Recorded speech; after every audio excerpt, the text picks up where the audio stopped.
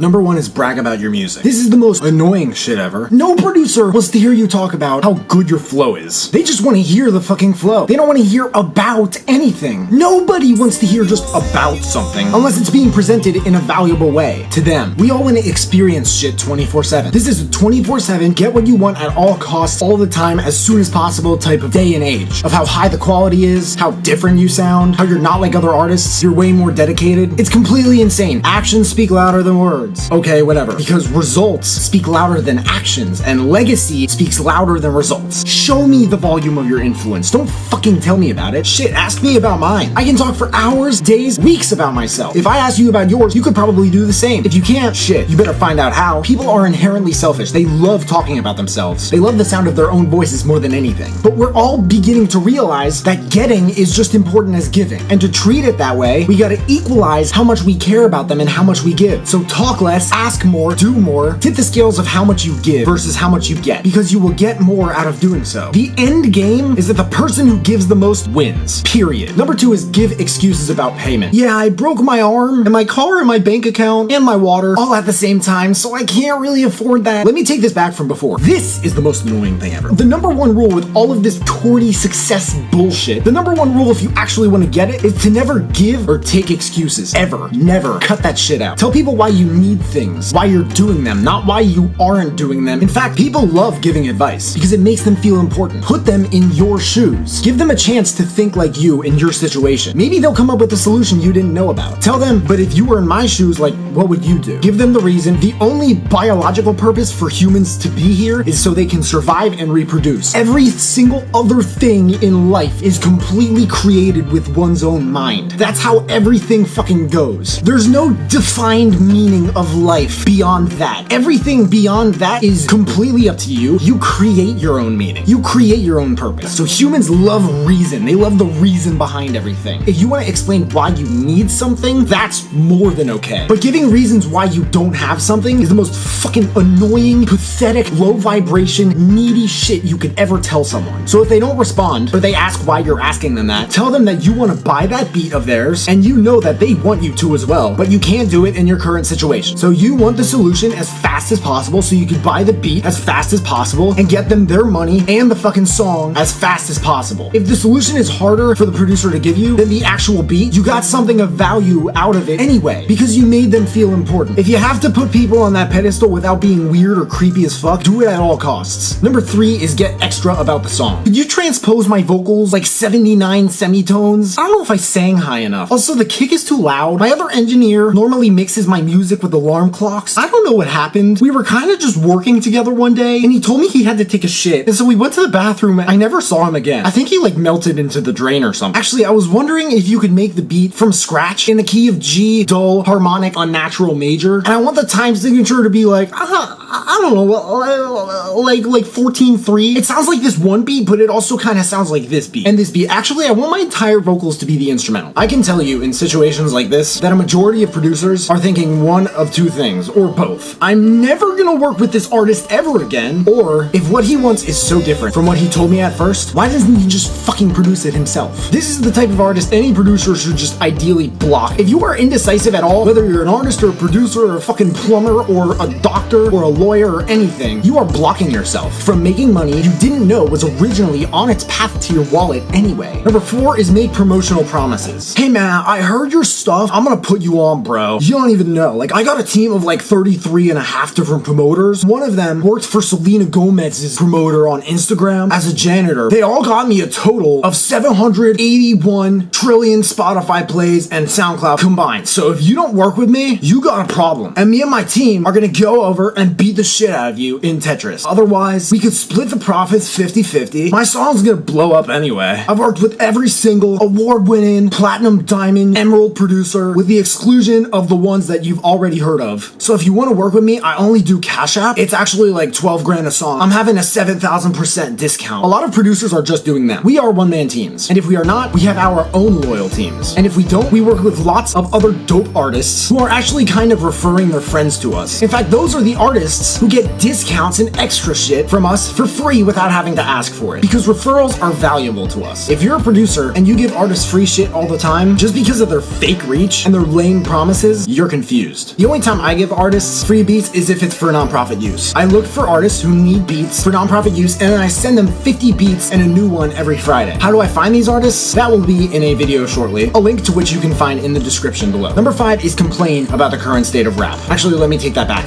This is the most annoying fucking thing ever. Rap music is at its most diverse ever. We have this giant evolutionary stage of innovation and shit like that in the 90s, the golden era. Then Kanye West and Lil Wayne came up. They pretty much held up the genre for a whole era with Eminem and maybe T.I. But for the most part, you heard about Kanye West and Lil Wayne, especially on the radio, for a handful of years. Then we had Drake and J. Cole and Kendrick Lamar join the party, and now this fucking group of people like Future and Migos come in and spawn an almost entirely, whether it's intentional or not, new approach to hip-hop. But Drake, Kendrick Lamar, and J. Cole are all more popular than ever, and these guys on top of Ye, Lil Wayne, Future, and Migos will be remembered in 30 to 50 years and probably beyond, because they don't come out with one hit song and fall off in popularity at most within 6 months. Who's Designer? Who's Lil Yachty? Who's Kodak Black? Who the fuck are these people? You never fucking hear about them anymore. You just hear about Lil Pump. At the time this video is being recorded, Lil Pump has one song on the Billboard Top 100 Hits, which is at 66 and falling. Nobody's gonna know who these people are. All this mumbling is just part of the history of hip-hop. It's temporary, like everything else, and it's gonna have artists sticking to it for maybe 10, 20 years at a time, blowing up, leading the scene, but that definitely doesn't mean it's going to be as popular as it is now or it was in 2017 or 2016. Anyone who says that hip-hop is dying doesn't actually feel that way. This is a totally different conversation, but I have noticed producers whine so much less about this shit, like fucking lil babies, than rappers do. If I don't see your dedication, I don't give a fuck. Nobody does. If you find yourself complaining often, which is rare because most people don't realize how often they complain about shit without offering solutions, if this is you and you want to change it, it's actually pretty easy. Complaining about small problems itself is a big problem, but half the solution is catching yourself, doing it, and being aware of it. All you need to do is shift your focus. How do you do this? The answer is scattered across my video. I hate to use the word scatter, but you can't shift your focus by watching more than one at a time. So those are my 5 things rappers should never say to producers. What do you guys think? What am I missing? Please let me know in the comments. And just so you know, before anyone says anything about it, I should have mentioned this in the beginning of the video, there's also going to be a video link in the description for the 5 things producers should never say to rappers. If you have any questions in general, please feel free to hit me up. There are links at the bottom of my description to all my social media. Make sure to leave a like if you liked it, subscribe if you haven't already. If you could turn on the bell to get a notification every time I drop a new video, that would mean the world to me. You can find me everywhere, and I will see you then.